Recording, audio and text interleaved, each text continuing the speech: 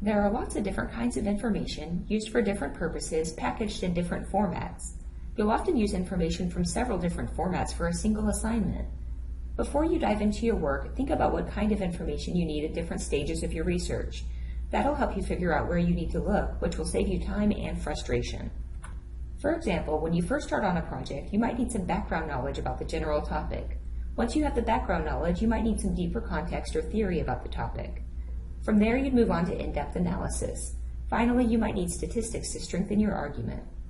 All these different kinds of information are held in different formats, and you need to look in different places to find them. When you start a research project, you should pause first and think about what kind of information you need. Do you need stats, background knowledge, in-depth analysis, or theory?